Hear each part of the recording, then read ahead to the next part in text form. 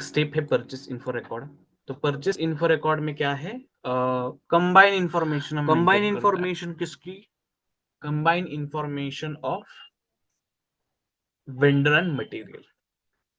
Okay, तो जो भी आपका मटेरियल क्रिएटेड हो, जो भी वेंडर क्रिएट हो, वो आप कंबाइन इंफॉर्मेशन आप मेंटेन करते हो। ओके, देखो मटेरियल मास्टर रिकॉर्ड हमने क्रिएट मेंटेन किया मटेरियल मास्टर में, वेंडर मास्टर रिकॉर्ड मेंटेन किया वेंडर मास्टर में, राइट। उस केस में हमें we can not mix it, right, in metal master and vendor master, ये इंडिविजुअली डेटा मेंटेन करना पड़ता है। अब परचेस इन्फो रिकॉर्ड में क्या है हमारा, so this purchase info record contains information on a specific material and a vendor supplying the material। ठीक है, मतलब एक पर्टिकुलर मटेरियल, एक पर्टिकुलर वेंडर। ये मैंने जब फर्स्ट क्लास ली थी मास्टर डेटा की तब एक्सप्लेन किया था अच्छे से। ठीक है, इन्फो रिकॉर्ड में क्या क्या होता है, material related information, vendor related information, all information we can maintain under the one record, that is a purchase info record. ठीक है, create info record, then edit and then display, same as usual जो है same. ME11T code है उसका, ME11, edit का है ME212, display का है ME13। ठीक है, 11T code to create info record. यहाँ पे सप्लायर डालेंगे। Okay, so let me use another one, let me use E1। okay, so let me use this one, then material। okay, just give me a moment।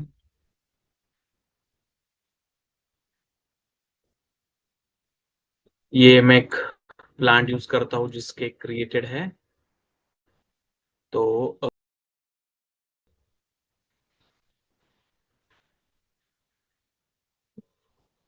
ये है material. देखो यहाँ पे वो particular supplier number जो कि हमें बीपी क्रिएट करने के बाद मिला था, देन मटेरियल परचेस ऑर्गेनाइजेशन, जो भी material purchase organisation plant are there. Now info record having a 4 types: standard info record, subcontracting info record, pipeline info record and consignment info record.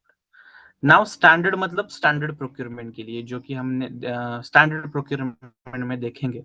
Okay, after this master data module next module है standard procurement, और उसके बाद हमारा जो special procurement module है उसमें ये सब कॉन्ट्रैक्टिंग, पाइपलाइन एंड कंसाइनमेंट, ये जो 3 टाइप है, these are the special procurement types. ठीक है, एंड ये जो स्टैंडर्ड है that is for standard procurement. Okay, तो ये स्टैंडर्ड हम देखेंगे। Now it is already existing। okay, great, let me, yes, now यहाँ पे स्टैंडर्ड सब कॉन्ट्रैक्टिंग, पाइपलाइन, कंसाइनमेंट, इसमें डिफरेंस कुछ भी नहीं है, इट जस्ट अ लेबल। ये लेबल है आपके लिए, स्टैंडर्ड हो तो स्टैंडर्ड, सब कॉन्ट्रैक्टिंग हो तो सब कॉन्ट्रैक्टिंग।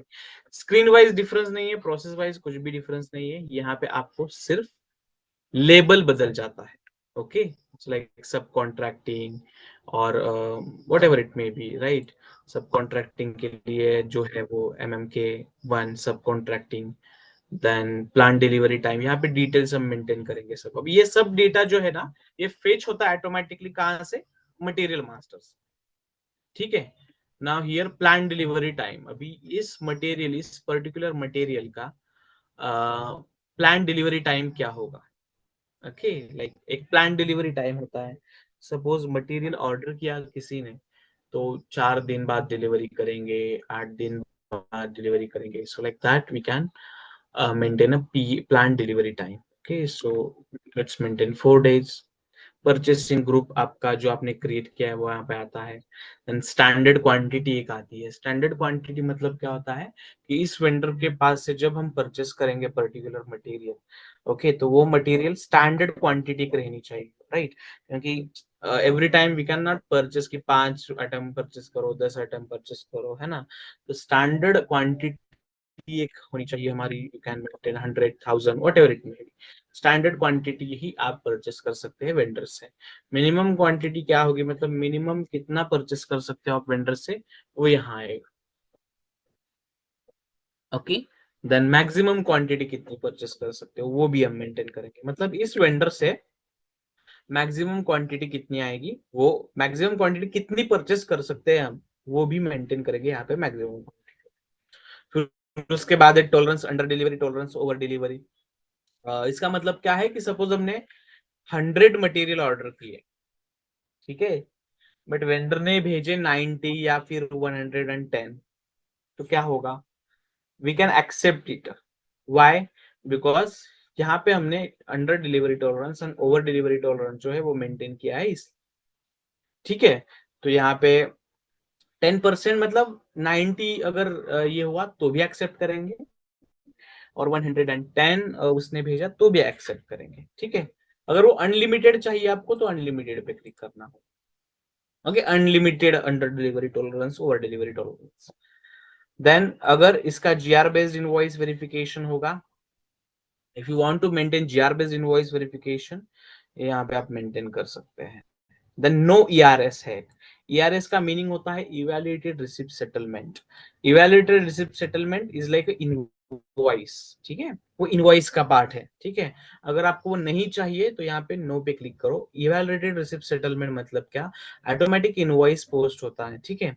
ऑटोमेटिक इनवॉइस पोस्ट होता है in the sense what, client जो वेंडर है वो एग्री करता है आपका जो पर्टिकुलर सीन है वो, ठीक है। मतलब फॉर एग्जांपल आपका जो टर्म्स एंड कंडीशंस है, डिलीवरी कंडीशंस है, whatever it may be, so वो सब कंडीशन एक्सेप्ट करने के बाद वो ऑटोमेटिकली इनवॉइस पोस्ट होता है हमारा।